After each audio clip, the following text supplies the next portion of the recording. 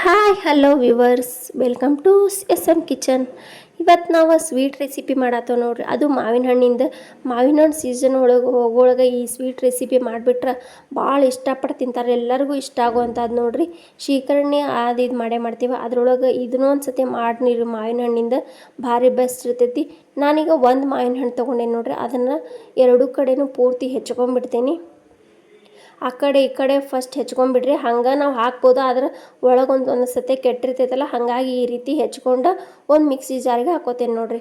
ನಾ ಈಗ ಹೊಸದಾಗಿ ಚಾನಲ್ ಸ್ಟಾರ್ಟ್ ಮಾಡೇನಿಲ್ಲ. ಪ್ಲೀಸ್ ಎಲ್ಲರೂ ಹೊಸದಾಗಿ ಬಂದರೆಲ್ಲ ಎಸ್ ಎಮ್ ಕಿಚನ್ಗೆ ಸಬ್ಸ್ಕ್ರೈಬ್ ಮಾಡಿರಿ. ಬಾಜುಕ್ ಬೆಲ್ನ ಕರಿತೈತಿ, ಅದನ್ನ ಒತ್ತಿದ್ರೆ ನಾ ಮಾಡಿದ ಹೊಸ ವಿಡಿಯೋ ನೀವು ಫಸ್ಟ್ ನೋಡ್ಕೋಬೋದು. ಮತ್ತು ಅದ್ರಾಗ ಏನರ ತಪ್ಪಿದ್ರೆ ನೀವು ನನಗೆ ಕಮೆಂಟ್ ಮಾಡಿ ಅದ್ರ ಹೇಳ್ಕೊಬೋದು ರೀ.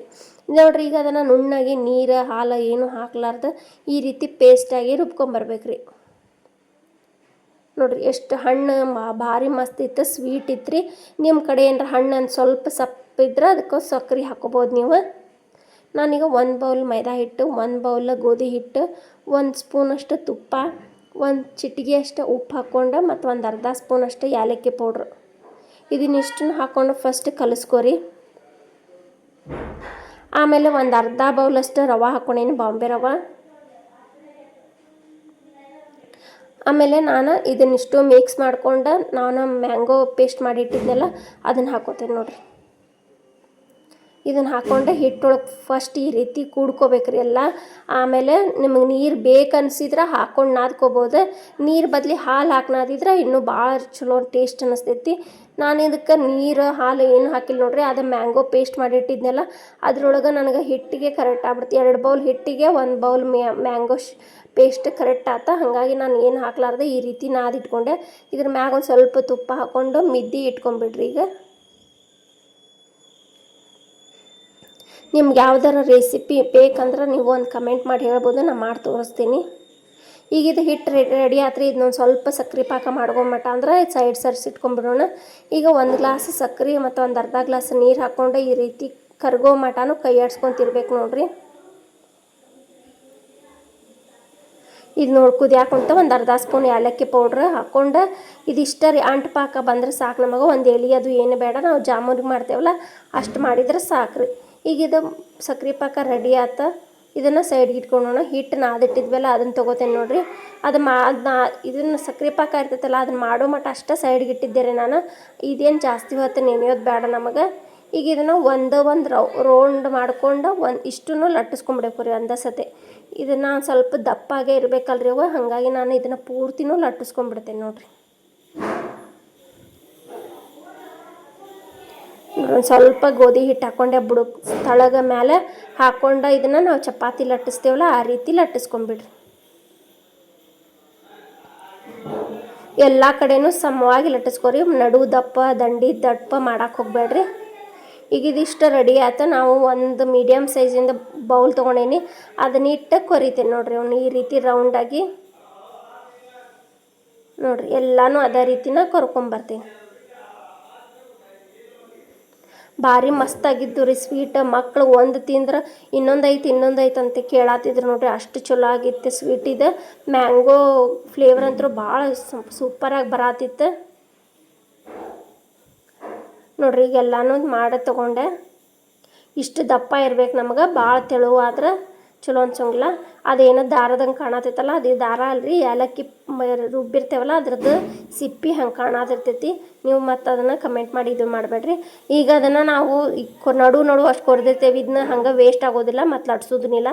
ಈ ರೀತಿ ಡಿಸೈನ್ ಇದ್ರೆ ಮಕ್ಕಳಿಗೆ ಇಷ್ಟ ಅಂತೇಳಿ ಹಂಗೆ ತೊಗೊಂಡೆ ಅವನ್ನ. ಈಗ ಒಂದು ಮೀಡಿಯಮ್ ಉರಿ ಒಳಗೆ ಎಣ್ಣೆ ಕಾಸ್ಕೊಂಡು ಇವನ್ನೆಲ್ಲ ಹಾಕೋತೀನಿ ನೋಡ್ರಿ. ಒಮ್ಮಕ್ಲೆ ಜೋರು ಕಾಸಕ್ಕೆ ಹೋಗ್ಬೇಡ್ರಿ ಎಣ್ಣೆ. ಇದು ಮಾವಿನ ಹಣ್ಣಿನ ಮಾಡೇವಲ್ರಿ, ಕಲರ್ ಜಲ್ದಿನ ಚೇಂಜ್ ಆಗ್ತೈತಿ. ಹಾಗಾಗಿ ಮೀಡಿಯಮ್ ಉರಿ ಒಳಗೆ ಇಟ್ಕೊಂಡು ಇವನ್ನ ಇಷ್ಟೂ ಎಣ್ಣೆ ಒಳಗೆ ಕರ್ಕೊರಿ ನೋಡ್ರಿ. ಈಗ ಒಂದು ಸೈಡ್ ಬೇಯತಾವಿವ ಉಬ್ಬಿ ಬರ್ತಾವೆ ನೋಡ್ರಿ. ಎಷ್ಟು ಚಲೋ ಇವೆಲ್ಲ. ಈ ರೀತಿ ಉಬ್ಬಿ ಬಂದ್ರೆ ನಮಗೆ ಪರ್ಫೆಕ್ಟಾಗಿ ಹಿಟ್ಟಾಗೈತಂತ. ಒಬ್ಬೊಬ್ಬರು ದಪ್ಪಾಗಿ ಮಾಡಿದರೆ ಇಷ್ಟಪಡೋಂಗಿಲ್ಲ. ನೀವು ಬೇಕಂದ್ರೆ ತೆಳ್ಳಗಾದರೂ ಮಾಡ್ಕೋಬೋದು ಇವನ್ನ ಇನ್ನೂ ಸ್ವಲ್ಪ. ಈಗ ನೋಡ್ರಿ ಒಂದು ಸೈಡೆ ಬೆಂದವು, ಇನ್ನೊಂದು ಸೈಡೆ ನಾನು ಹೊಳಿಸಾಕೊಂಡೆ. ಸಣ್ಣ ಉರಿ ಇಟ್ಕೊಂಡು ಈ ಕಡೆನ ಬೇಯಿಸ್ಕೋಬೇಕ್ರಿ. ನೋಡ್ರಿ ನೋಡ್ತಾನ ತಿನ್ಬೇಕು ಅನಿಸ್ತೈತಿ, ಅಷ್ಟು ಚಲೋ ಇದು. ಗೋಧಿ ಹಿಟ್ಟೊಳಗೆ ಮಾವಿನ ಹಣ್ಣು ಹಾಕಿ ಮಾಡಿದ್ರೆ ಇಷ್ಟು ರುಚಿಯಾಗಿರ್ತಾವೆ. ಮತ್ತು ನಾ ಈಗ ಮಾಡಾತಿದ್ದೆ T V, tab, mobile, computer ಇದೆಲ್ಲ ಕಡೆ ಬರ್ತಿರ್ತೈತಿ. ನೀವು ಯಾವ ಊರಿಂದ ಮತ್ತು ಎದ್ರೊಳಗಿಂದ ವಿಡಿಯೋ ನೋಡಾತೀರಿ ಅನ್ನೋದು ಕಮೆಂಟ್ ಮಾಡಿ ಹೇಳ್ರಿ. ವಿಡಿಯೋ ಸ್ಕಿಪ್ ಮಾಡ್ಲಾರ್ದಂಗೆ ಪೂರ್ತಿ ವಿಡಿಯೋ ನೋಡ್ರಿ.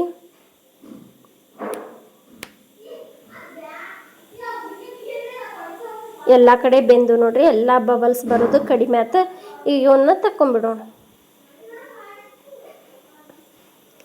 ನೋಡ್ರಿ. ಪೂರ್ತಿ ಎಲ್ಲ ಬಬಲ್ಸ್ ಕಡಿಮೆ ಆದ್ವಲ್ಲ, ಈಗ ವಾಪಸ್ ತಕ್ಕೊಂಬಿಡೋಣ.